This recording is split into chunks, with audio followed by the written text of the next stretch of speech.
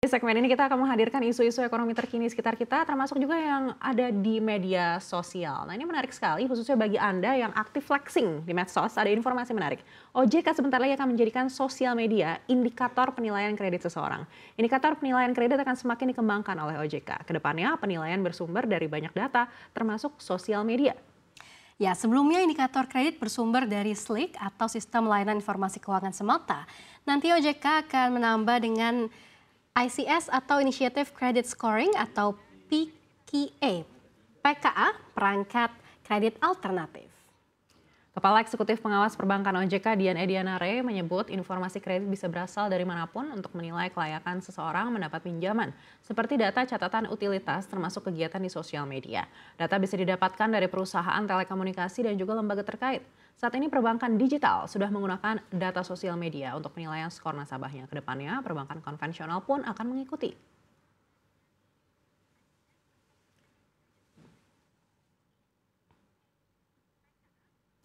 Ya, jadi tidak hanya berbasis kelancaran ataupun tingkat kelancaran kredit dalam layanan informasi keuangan atau SLIC, tapi juga akan ada inisiatif credit scoring atau ICS atau bahasa Indonesianya itu pemeringkat kredit alternatif sebagai komplementer ya Ane ya. Iya, Sania, menurut Kepala Eksekutif Pengawas Perbankan OJK Dian Edianare, sumber data media sosial nanti akan diperoleh dari kerjasama dengan perusahaan-perusahaan telekomunikasi dan juga lembaga-lembaga terkait, seperti misalkan data listrik atau data telepon yang kita bayar setiap bulan. Jadi kedepannya struktur informasi di sosmed ini juga menjadi salah satu indikator untuk menilai kelayakan calon debitur perbankan. Oke, jadi apakah ini kedepannya flexing akan mendapat kelonggaran kredit atau apakah yang jarang posting ini akan susah dapat kredit? Nah, Sania tentu tidak akan sesederhana itu ya, tapi memang secara umum skema aturannya juga masih digodok oleh OJK. Jadi belum tentu detail ketentuannya itu juga hanya akan seputar itu ke depannya. Tapi yang pasti penetapan kelayakan calon debitur ini tidak hanya mengacu dari sosial media, soalnya banyak juga indikator lain yang bisa digunakan untuk menjadi penilaian. Karena sektor keuangan kita diharapkan bisa membuka layanan yang lebih luas agar pihak-pihak yang sebelumnya unbank atau tidak bisa mendapatkan pelayanan dari perbankan, akhirnya bisa juga berkesempatan untuk meraih akses pendanaan. I see. Jadi begitu ya Ane ya, apalagi kalau misalnya kita lihat di tengah perlambatan perekonomian dalam negeri, pastinya meski tetap harus prudent. Ya harapannya juga kita tetap bisa lanjut memberikan layanan kredit yang lebih luas dan juga merata ke masyarakat. Soalnya kalau tidak, ini sulit juga untuk memacu tingkat literasi dan juga inklusi keuangan di dalam negeri. Betul Sania. Nah nantikan ya aturan yang lebih lengkapnya seperti apa. Dan kini Sania kita punya informasi menarik lainnya dari industri otomotif. Informasi selanjutnya terkait dengan Gaikindo ini yang kalau kita tahu Sania merevisi ke bawah target penjualan kendaraan hingga akhir 2024. Ya karena lemahnya permintaan akibat tertekan dengan adanya kenaikan PPN 12% di tahun depan. Dan juga di tengah lesunya penjualan mobil sepanjang 2024 ini, efek kenaikan PPN berpotensi menahan pertumbuhan industri otomotif, terutama segmen LCGC. Penjualan mobil nasional di Oktober 2024 mengalami kenaikan 6,22% secara month to month dan menjadi penjualan tertinggi sepanjang tahun. Namun dibandingkan dengan periode yang sama tahun sebelumnya, angka ini melemah 3,93%. Sejak awal tahun 2024, penjualan mobil nasional tertekan dibanding tahun 2023. Segmen LCGC yang menjadi pertumbuhan tertinggi pun ikut terdampak dan berpotensi semakin lesu dengan adanya kenaikan PPN di 2025.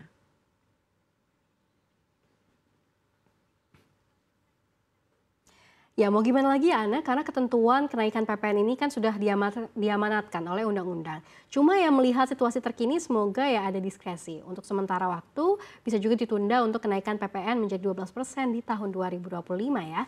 Soalnya bayangkan saja nih Ana, saat ini saja penurunan penjualan mobil Januari hingga Oktober 2024 sudah mencapai 15% lebih secara tahunan. Dan penurunan penjualan mobil ini juga tak hanya menjadi satu-satunya sinyal kuat kalau daya beli konsumsi masyarakat kita melemah. Iya Sania, karena survei Indeks Keyakinan Konsumen atau IKK dan juga penjualan eceran kita ini menunjukkan perlambatan. Jadi secara garis besar memang daya konsumsi masyarakat masih rapuh. Ya betul sekali, karena sementara itu juga biaya hidup semakin mahal nih.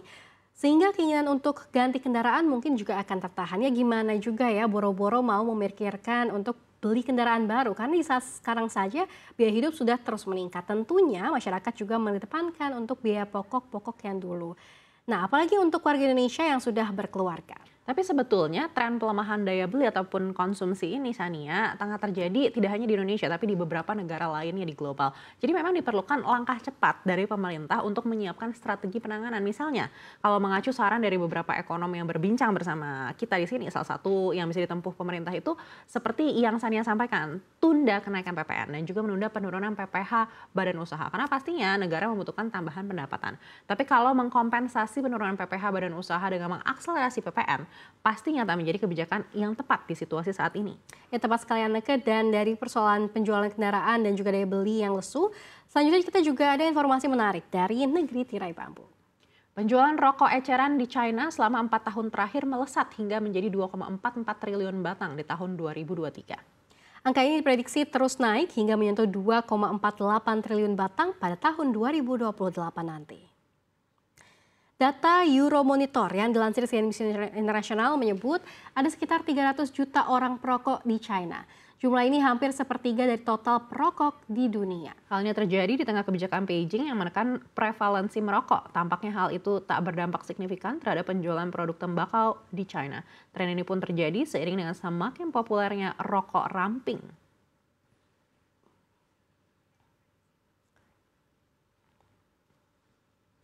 Wow, jumlah perokok di China sampai 300 juta orang, hampir sepertiga dari total perokok di dunia. Banyak sekali, Ana. Iya betul sekali Sania, penduduk China sendiri lebih dari 1,4 miliar. Ini berarti kurang lebih 21% yang merokok di China. Tapi mengapa ya jumlahnya naik terus padahal penjualan rokok secara global ini mengalami penurunan loh. Menurut data dari Euromonitor pada tahun 2019 dan juga tahun 2023, penjualan rokok tahunan di seluruh dunia ini turun sekitar 2,7% menjadi 5,18 triliun batang. Kita coba ya untuk mengambil positifnya. Siapa tahu dengan naiknya konsumsi rokok di China, industri tembakau Indonesia bisa kecipratan. Perusahaan tembakau milik negara China misalnya China Tobacco memperoleh pendapatan sekitar 1,5 triliun yuan pada tahun 2023 ini. Ini bisa jadi peluang sebenarnya berapa banyak yang mungkin bisa kita ekspor di sana untuk membantu pabrik-pabrik tobacco yang ada di sana. Iya sih, tapi biar di China saja ya yang naik, di Indonesia jangan sampai begitu. Karena konsumsi rokok di Indonesia ini harus ditekan supaya penduduknya sehat dan juga tetap produktif. Ingat loh, Ana, bahwa target pertumbuhan ekonomi Indonesia ini adalah 8%. Iya, itu juga ya Sania, kita perlu nantikan kapan waktu yang tepat ekonomi Indonesia ini bisa melejit ke 8%. Apalagi kalau kita bandingkan dengan kuartal sebelumnya di kuartal 3 ini terjadi sedikit perlambatan. Ya, amin sekali. Dan juga dari China selanjutnya kita masih punya nih kabar yang tak kalah menarik dari Amerika Serikat. Informasi tersebut perihal gerakan 4B atau 4NOS yang muncul di Korea Selatan sejak tahun 2010 yang kini malah ramai menarik perhatian kaum perempuan di Amerika Serikat. Gerakan feminis radikal mengedepankan prinsip tidak berkencan, tidak menikah, dan tidak berhubungan seks maupun memiliki anak.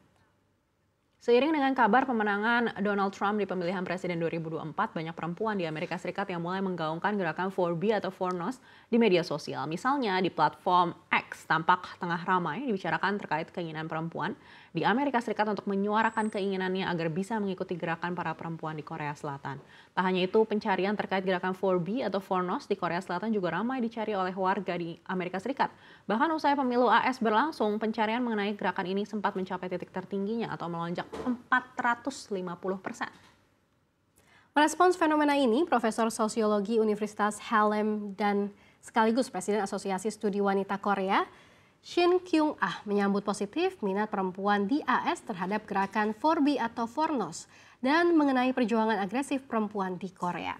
Namun perhatian kaum perempuan AS terhadap gerakan 4B atau 4NOS justru bertentangan dengan kebijakan Donald Trump.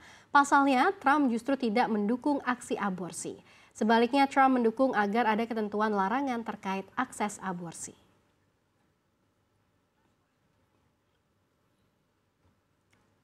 Waduh, nggak cuman artis, idol, hingga drakor, Korsel nih yang mendunia, tapi kini gerakan feminis asal negeri ginseng ini juga menarik perhatian perempuan di Amerika Serikat. Betul sekali Sania, kalau dipikir-pikir ini mungkin tidak terlepas dari tren biaya hidup yang semakin mahal. Ditambah selepas pandemi, ekonomi Amerika juga relatif lebih rapuh dari sebelumnya. Kemudian kalau kita lihat secara umum nih sebelum memikirkan pernikahan, biasanya kan sebagai perempuan kita juga menimbang-nimbang sejauh mana kemampuan ekonomi kita dan juga calon pasangan, serta ini juga yang tidak kalah penting Sania, kesiapan psikologis untuk menjadi orang tua. Ya betul sekali Ana, dan kalau di Amerika ini dengar-dengar para kaum perempuan generasi muda sudah mulai muak dan juga marah dengan situasi masyarakatnya yang cenderung mengedepankan sosok pria untuk maju dan juga menjadi pemimpin. Terus dengan kini Trump yang bakal kembali memimpin Amerika Serikat, tentunya situasi menjadi panas karena Trump sendiri pun pernah menghadapi tuduhan pelecehan seksual dan dikabarkan pernah memberikan uang tutup mulut kepada bintang porno Stormy Daniels selama kampanye 2016 lalu.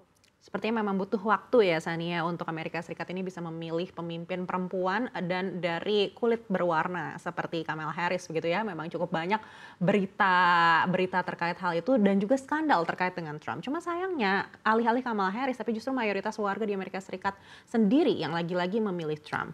Jadi sekarang agak bingung nih, warga Amerika tidak siap dipimpin Harris tapi juga tidak senang sepenuhnya dengan skandal dan polemik seks Trump maupun penolakannya terhadap aktivitas aborsi.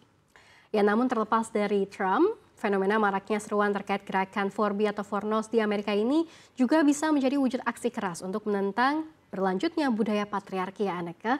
Karena kalau kita lihat juga selain itu memang belakangan ini krisis seks dan penurunan pernikahan hingga generasi muda juga memang tengah marak terjadi di berbagai negara. Salah satu contoh nyatanya yakni di China, Jepang dan juga Korsel sendiri. Betul sekali Sania, bahkan di Korea Selatan sendiri sampai ada gerakan untuk mendukung pembekuan sel telur dan juga seruan untuk gerakan kencan massal.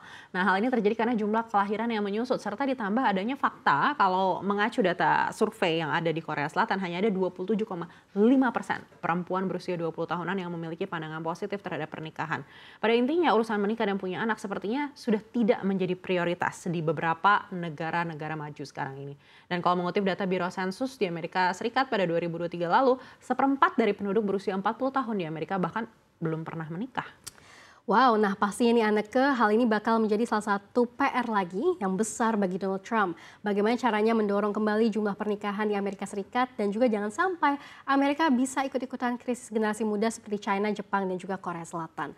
Soalnya kalau terus berlanjut pastinya bisa berujung mendatangkan kekhawatiran terkait ketersediaan tenaga kerja hingga mengancam masa depan perekonomian Amerika Serikat. Apakah mungkin akan ada kepunahan manusia? Nanti kita tunggu seperti apa ya gebrakan dari Donald Trump berikutnya.